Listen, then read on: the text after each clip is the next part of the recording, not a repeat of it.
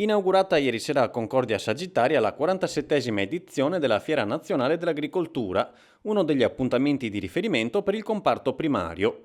Fino a martedì 4 agosto la manifestazione proporrà esposizioni di macchinari e tecnologie, incontri di approfondimento e momenti dedicati alle eccellenze del territorio, confermandosi un punto di incontro tra innovazione, tradizione e sviluppo del settore agricolo. La fiera ormai è assodato, insomma, che attira molte persone e oltretutto è il corollario di quella che è la festa di Santo Stefano, che è molto sentita dalla nostra popolazione, ma non solo. Nell'agricoltura c'è la fondamenta della nostra sopravvivenza. La tecnologia speriamo che sia di aiuto ai nostri agricoltori e che quindi anche i giovani si avvicinino sempre di più.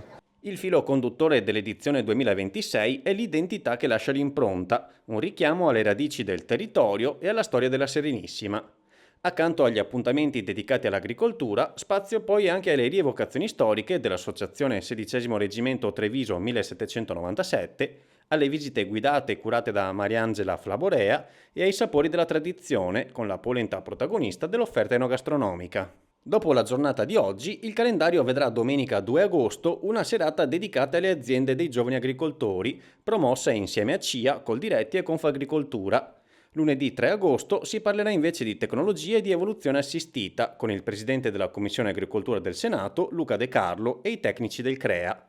Infine, martedì 4 agosto, la chiusura sarà dedicata alle eccellenze del Veneto orientale, con le Pro Loco e il Consorzio Vini Venezia, seguita dal tradizionale spettacolo pirotecnico finale. Obiettivamente le difficoltà sono tante, il cambiamento climatico è una cosa che stiamo vivendo tutti assieme. Sicuramente dobbiamo ripartire da una oggettività nella ricerca di soluzioni reali.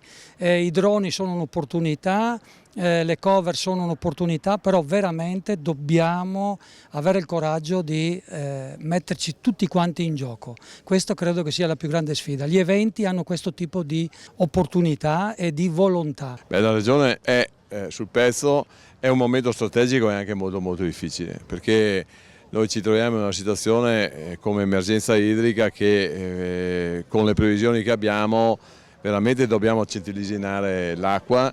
Ho anche, ve lo dico in anteprima, sto preparando una sorta di richiesta di calamità naturale verso il Ministero, perché il Veneto è particolarmente colpito, cioè abbiamo danni superiori alle regioni del sud.